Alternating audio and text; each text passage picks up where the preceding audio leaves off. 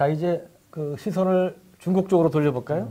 이 중국은 제가 뭐 이쪽에 아주 깊이 있게 알지는 못합니다만 제가 알기로는 중국이 최근에 지난 10여 년간 20년 가까이 함정을 찍어내는 속도와 그 종류의 다양성은 거의 역사상 유례를 찾기 힘들다는 얘기가 나오더라고요. 전쟁, 양차 세계대전 시기를 제외하고는 아주 그 정도로 놀랍게 이제 그 배들을 거의 뭐 연탄 찍어낸다는 표현도 있던데요.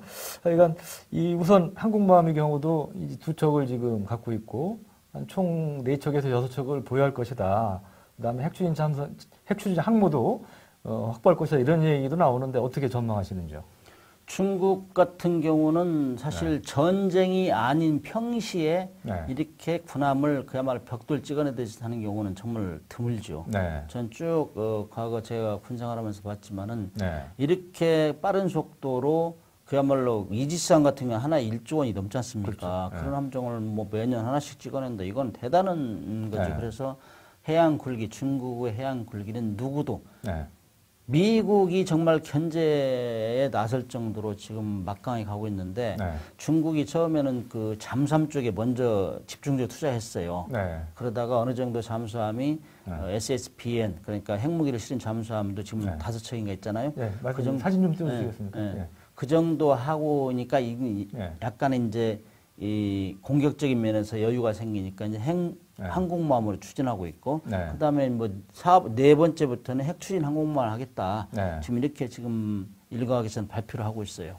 그렇기 때문에 중국은 그야말로 미국이 경쟁심을 느끼는 그런 유일한 대상으로 보는 거죠. 그 항모 사진 좀 띄워주시겠습니까? 지금 이제 그 중국에서 공식적으로 자기 실전 배치했다고 그러죠. 1번 함이 라닝함. 이거는 독자 건조가 아니고 아까 말씀하셨다시피 러시아 쿠즈네츠 축구 건조 중인 거를 사가지고 뭐 고철로 판다고 속여서 사와가지고 개조를 해서 운용을 하고 있고요. 다음 사진이요. 이게 이제 그 산둥 두 번째 독자적으로 건조한 첫 항모인 이제 산둥함 모습인데 그 레이더라든지 이제 함교 구조물이 좀 달라졌죠. 그 영상 보기에도. 그리고 함재기도 아마 좀 더 탑재를 하지 않겠느냐. 중국이 제일 고민하고 있는 게 항모 분야에서 함재기인 것 같아요. 함재기 제가 볼 때는 뭐 F-35 브라보나 이런 데 엄청나게 성능이 떨어지고 그럼에도 불구하고 계속 저 시험 평가를 하고 있는데 자신 있게 내놓지 못하는 부분이 지금 함재기라고 보고 있어요.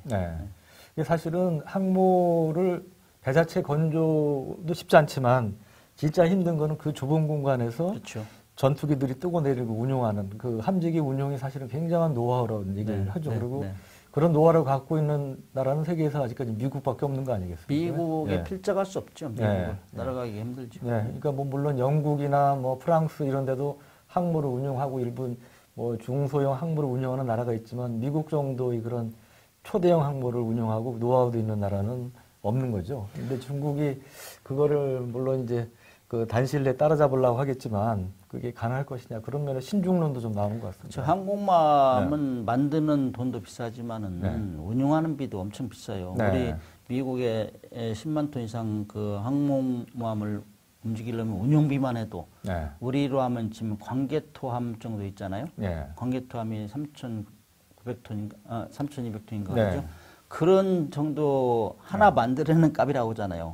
4, 5천억 들으니까 1년. 그러니까 만들어내는 것도 중요하지만 운용하는 비가 비싸기 때문에 다 두려워하죠. 그러나 이제 유럽에도 이제 영국이나 프랑스 이런 나라들만 상징적으로 한두 척씩 보유하고 있고 그러나 중국은 그 항공모함마저도 2023년도까지 뭐 4척 하고 그 다음에 6척까지 가겠다. 그 다음 4번함부터는 핵추진을 하겠다. 야심찬 계획을 발표하고 있으니까 일본도 거기에 이제 핑계 대고 이제 서서히 전력 증강하고 있는 거죠. 그래서 발톱을 드러내면서 이제 싸울 수 있는 근으로 평화헌법도 고치고 이런 상황으로 가는 것 같습니다. 그게 지금 말씀하신 참 우리 입장에서는 좀 우려되는 상황인 건데 일본은 이제 중국의 그런 군비 증강을 견제하고 또 뭐 두려워하는 뭐 신경 쓰는 도 있지만 또 자기들 군비 증강의 명분으로 삼을 수 있기 때문에 또 속으로는 고마워하는 면도 있을 것 같아요. 물고 싶은데 뺨 때려주는 뭐 그런 특히 아베 총리 입장에서는 뭐 그럴 수 있을 것 같습니다. 그리고 이제 수상함정 분야에서 중국은 보면 아까 제가 서두에서 이제 중국 공호급 말씀드렸지만 이게 이제 뭐 배수량이 뭐 한 13,000톤급 정도 된다고 그래요. 그러니까 옛날로 지금 따지면 전함이죠, 전함. 순양함 이상, 전함에 가까운 네, 네. 뭐 순양 전함 정도 되는 이러한 함정이고 제가 알기로는 이제 전후에 러시아의 핵 추진 순양함인 이제 키로프급을 네. 제외하고는 가장 큰 이제 재래식 전투함이다. 뭐 이제 그런 구축함이다 이런 얘기까지 나오는데 이 수상함 그외 뭐 또 중국판 이지스함 뭐도 계속 찍어내고 있고 수상함 전력 증강 시스템은 어떻습니까? 그러니까 이제 그 이지스함 하면은 현대판 구축함 중에서는 방어 능력이 제일 뛰어나다 하잖아요. 대공 방어 능력이. 그 정도면 전투 능력이 뛰어나다 이렇게 볼 수 있는데 왜 굳이 13,000톤, 4,000톤의 이렇게 큰 배를 또 만드느냐. 이게 이면에 숨은 의도가 있는 거 아니냐. 최근에 어떤 기사에 보면은 아스날쉽도 얘기하잖아요. 거기 아스날쉽이라는 거는 배를 크게 만들어 가지고 거기다 스텔스 기능해서 이제 미사일을 완전히 미사일 수를 엄청 늘리겠다는 거거든요. 그러니까 이제 뭐 그렇게 미사일 포함이네요. 그렇죠. 그러니까 그렇게 키우면은 그런 용도로 쓸 수 있다는 얘기죠. 그래서 구축함 역할도 하면서 미사일을 우리가 지금 세종대왕함이 미국의 이지스함이나 일본의 이지스함보다 좀 우세한 것이 미사일 발사 셀이 많잖아요. 우리가 128개고 일본하고 미국계 이제 96개 있는데 그 정도 14,000톤, 3,000톤 하면은 그런 셀을 엄청 늘릴 수 있죠. 그렇죠. 이면엔 그런 의도가 있지 않느냐. 저는 이렇게 좀 보고 있습니다. 다음 사진 좀 띄워주시겠습니까? 아, 그 앞에 사진. 예, 이게 이제 005급 진수할 때 모습인데 이게 보면 이 좀 그 갑판 이런 데 보면 여유 공간이 보여요. 앞부분에 한 포 뒤 사이에 있는 그 공간이 이제 수직 발사기들 들어있는 공간이고, 근데 중간에 보면 아무래도 다른 함정들에 비해 여유가 보여서 우리 문 국장님 말씀하신 대로 추가적으로 그런 이제 미사일 타다 보면은 저런 공간이 있으면 엄청 좋아요. 출동 나가면은 거기서 족구도 할 수 있거든요. 그 정도로 이제 이면에 뭐가 있는지 저는 그렇게 이제 추측이 되기도 한데 저렇게 굳이 큰 배를 만들 필요가 있을까? 돈이 많이 드는데 저것도 8척인가 지금 예상하고 있다고 그래요. 8척이고 그다음에 뭐 이지스함도 56척 얘기하던데 그 이지스함을 포함한 구축함이겠죠. 엄청나게 많죠. 그러면 뭐 이제 052C형, 052D형 그래가지고 이제 052D형이 얼마 전에 그 우리 동해까지 올라갔다 와서 이제 그때 이제 또 주목을 받기도 했는데 하여튼 뭐 그런 점에서 점점 또 그 원거리 활동도 동해를 포함해서 이제 활발해지는 것 같습니다. 다음 사진부터 합니다. 그리고 이제 수중 전력을 한번 보죠. 중국은 이제 원자력 추진, 재래식 잠수함 다 같이 이제 다양하게 보유하고 있지 않습니까? 제일 그 혼합에서 많이 가지고 있죠. 중국은 핵무기를 실은 잠수함이 5척 있고, 그 다음에 공격 무기, 공격형 핵잠수함이 6척. 그 다음에 재래식 디젤 잠수함이 56척 해가지고 지금 67척, 69척 이 정도 지금 또 건조하는 것까지 이렇게 하고 있는데 사실 중국이 그 핵추진 잠수함이 굉장히 시끄럽다 뭐 이런 얘기를 많이 하면 서방에서 비난했어요. 근데 최근에 들어 그런 얘기가 쏙 들어갔어요. 그 정도 보면은 지난번에 그 중국 핵추진 잠수함이 태평양으로 나가다 일본 그 경계망에 도착된 적도 있고 그런데 그때 나간 거는 초기에 만든 핵잠수함이더라고요. 그래서 소음이 많이 나는데 지금 물밑 전쟁은 가속화되고 있습니다. 중국은 밖으로 나가려고 하고 일본하고 미국은 그거를 막으려고 하고 왜 이렇게 되느냐. 결국에는 해양 자원, 미래의 자원을 보고는 해양이다 이거죠. 그래서 우리도 지금 이어도하고 그 독도가 우리가 항상 관심의 대상인데 우리는 거기를 반드시 지켜야 되는데 지금 미군이 이제 한반도에 주둔하고 있기 때문에 이런 문제가 그 부각은 되지 않지만은 만약에 어떤 상황에서 뭐 미군이 뭐 소폭이라도 철수한다 하면은 또 이런 얘기를 끌고 나올 거예요. 엊그저께 보니까 깜짝 놀랐어요. 중국 함정들이 동해까지 와가지고 자기들 뭐 자유자재로 뭐 그 훈련을 하고 그다음에 항공기마저 뭐 여유 있게 와서 다 서치하고 지금 일본은 내심 즐거워할 거고 군비 증강 목표로 우리는 어떻게 해야 되느냐? 우리도 우리 독자적으로 그런 최소한의 위협을 막을 준비를 서서히 해야 된다 이거죠. 결국에 우리도 삼면이 바다 아닙니까? 결국에는 우리가 가장 크게 당한 게 외부로부터 임진왜란 아니겠어요?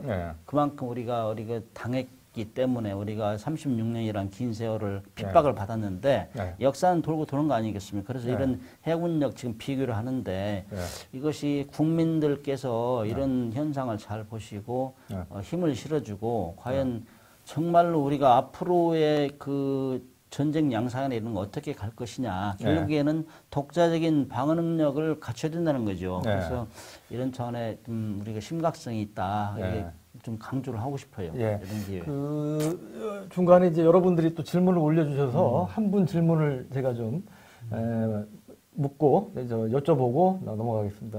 그 중국 우리 메이드 인 차이나 하면 옛날에 좀 싸구려 품질은 떨어지는 뭐 그런 인식이 있는데 이게 중국에서 만든 배들이 제대로 능력 발휘하겠냐.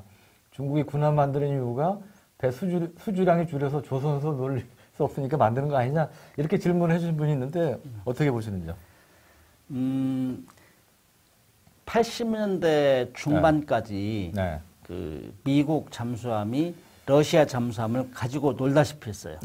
너무 시끄럽고 그러니까 따라가고 걸리면 다시 도망가고 그랬는데 그 이후에는 소음준위가 확 떨어졌어요.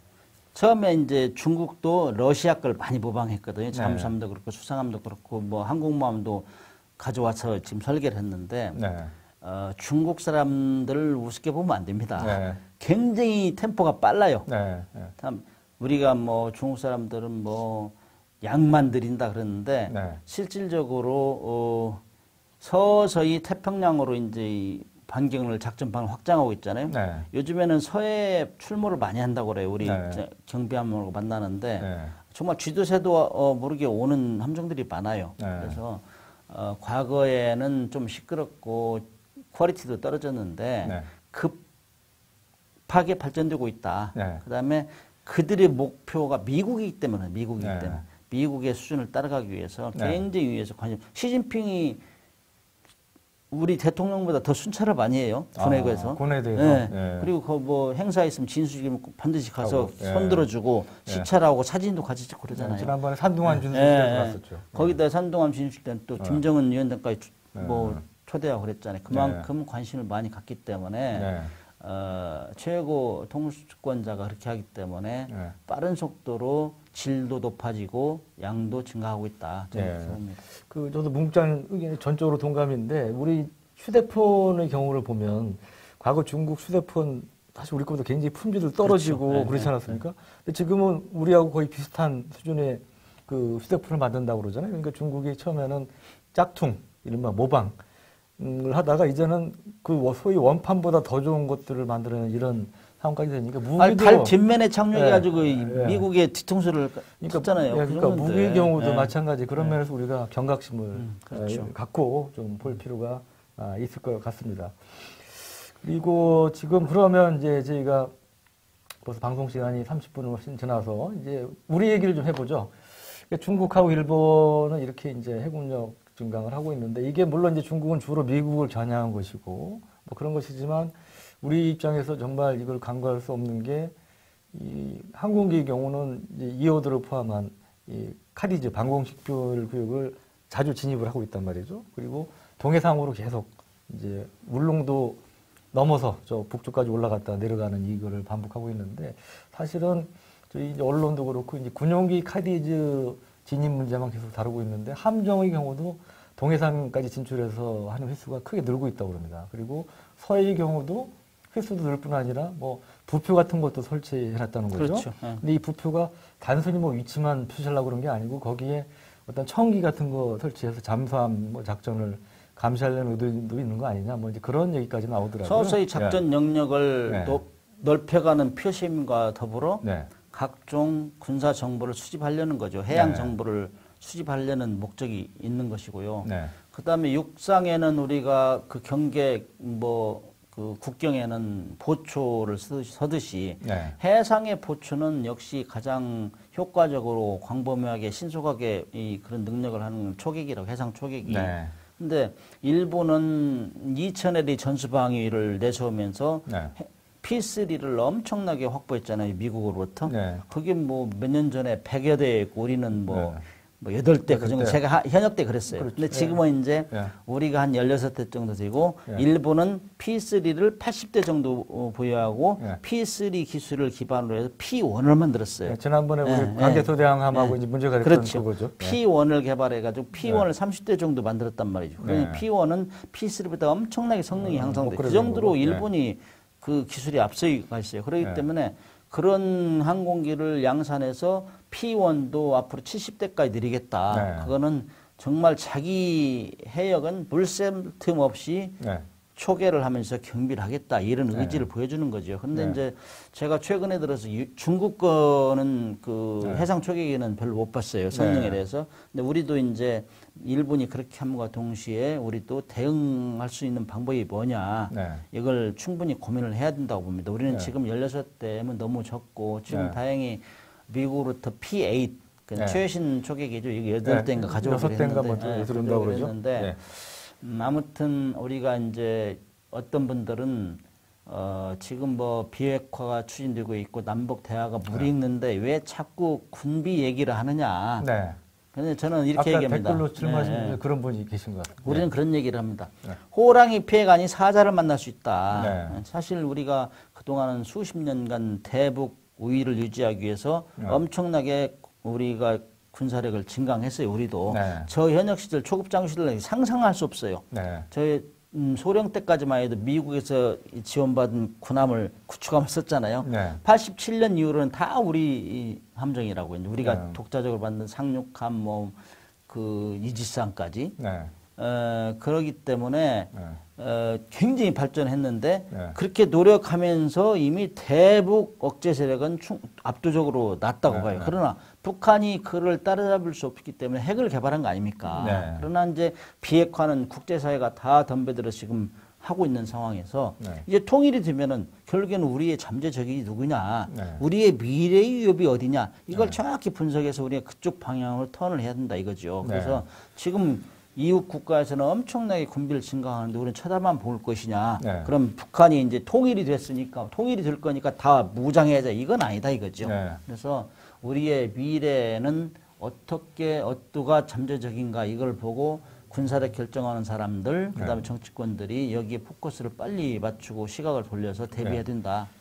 좋은 말씀인데요. 그러면 좀 구체적으로 사실 이제 우리가 여러 가지 국력의 수준이라든지 뭐 이런 걸 봤을 때 중국, 일본하고 똑같은 숫자의 뭐 항공모함부터 비롯해서 뭐 잠수함이나 뭐 이런 거를 갖는 것은 현실적으로 거의 불가능하지 않습니까? 그러니까 거기에 대한 우리가 그렇다고 우리 중국이나 일본으로부터 소위 핍박을 당해서는 안 되니까 중국, 일본이 우리를 함부로 볼 수 없을 정도의 육해공을 나눠본다면 이제 해군력, 그렇죠. 해군력 중에 이제 그런 우리 대응 수단이 있다면 어떤 것이 적합할까요?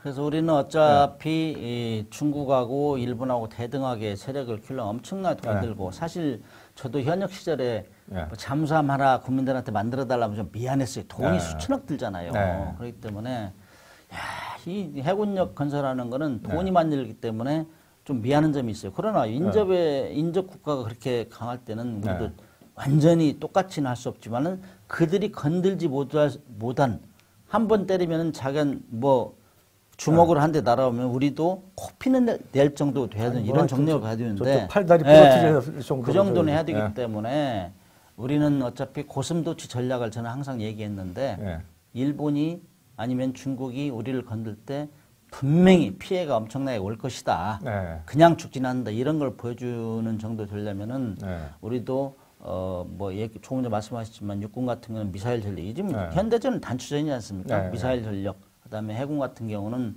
핵추인 잠수함. 왜냐하면 핵추인 잠수함은 제가 여러 번 어디 가서도 얘기했지만은 가장 은밀성이 뛰어나기 때문에 오랫동안 숨어 있을 수 있어요.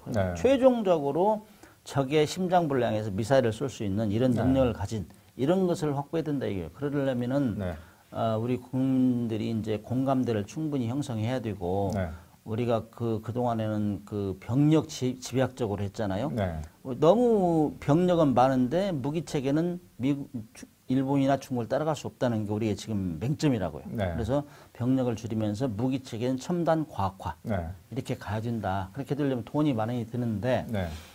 저는 이제 과거에 그 재래식 그런 무기를 이제 많이 없애면서 현대적인 수행할 수 있는 무기를 이제 확보해야 된다 이거죠. 그러려면은 선진 15개국의 지금 GDP 대비 국방비가 한 평균 제가 보니까 3.4%였더라고요. 네. 근데 우리보다 높은 우리는 거죠. 지지난 정부, 수개 네. 정부 때는 2.4% 이렇게 떨어졌어요. 지금 현 정부 들어서는 2023년까지 3%를 올리겠다. 네. 이런 매년 0.1%씩 오른다고. 내세웠는데 참 좋은 계획입니다. 네. 그리고 전력 운영비 있잖아요. 우리가 네. 이제 포를 만들고 하는 것보다는 운용하는 거, 네. 그다음에 인력, 인건비 네. 이게 전력 운영비라고 하는데 네. 전력 운영비가 우리가 지금 7이고 네. 그다음에 새로 무기를 함정을 만들어내는 게 3이에요. 네. 7대 3. 네. 근데 그것도 이제 2020년까지는 6대 4로 이제 비를 조정하겠다는 현 정부 받침인데 전력 증강비 비용을 높이겠다는 거죠. 예. 전력 증 그러니까 그 방위력 개선비를 공식적으로 올리겠다는 방위력 거죠. 개선비고, 예. 그런데 일본 같은 경우는 지금 이미 역전이 돼 있어요. 네. 그 방위력 개선비가 6이고 네.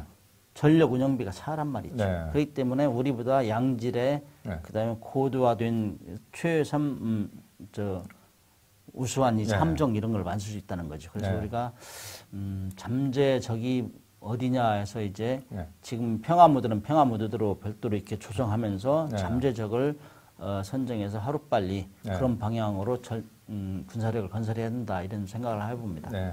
항공모함의 경우는 어떻습니까? 이제 우리 해군 항모가 필요하다고 이제 주장하신 분도 있는데. 지금 우리가 이제 F-35 브라보를 우리가 이제 도입하잖아요. 그러면 아니, 브라보는 아직 공식적으로 계획이 없죠. 우리는 그렇죠. 일본이 계획이 있는 것이고. 근데 35A를 이제 A를 했는데 도입하고, 예. 우리도 일본이 이제 지금 35 브라보를 예.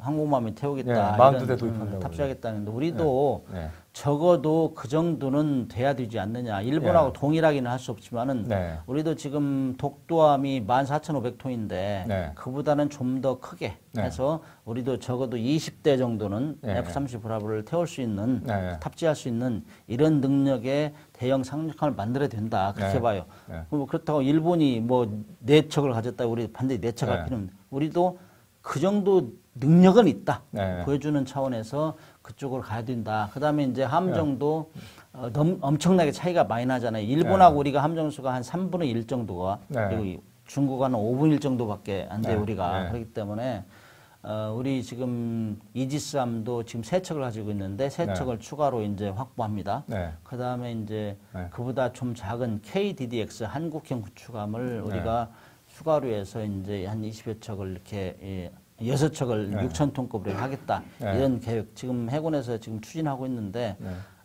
제가 뭐 해군 출신이지만은 해군력 건설에는 돈이 많이 들어요. 그래서 네. 국민들이 과연 그렇게 해야 되느냐 네. 이런 의문을 품는 사람한테 충분한 설명을 해줘야 됩니다. 네. 왜? 주변국이 지금 그렇게 하고 네. 있고 언제 우리도 과거의 역사에 뒤풀이 되지 않도록 우리가 구한말 때 우리가 당한 거는 우리가 경제력 국방력이 약했고 우리 국론이 분열됐기 때문에 당한 네. 거잖아요. 이제는 그런 전철을 밟지 않도록 네. 우리가 계속 군도 적극적으로 국민들을 홍보하고 왜 군사력을 건설해야 되는 이유를 설명해 준다 이거죠. 알겠습니다. 그러니까 지금 독도나 이제 마라도함보다 함을 좀 키워야 되겠죠. 그렇죠. 네. 네. 오늘 장시간 또 우리 문 국장님께 이제 좋은 우리 말씀을 들었는데 이 중국, 일본 또 뭐 러시아 뭐 이런 우리 이 강대국 사이에서 우리가 살아남기 위한 생존 전략, 그다음에 이에 맞는 이제 적절한 군사력 건설 방향은 어떤 것인가에 대한 고민을 한번 같이 더욱 해볼 필요가 있다는 생각이 들었습니다.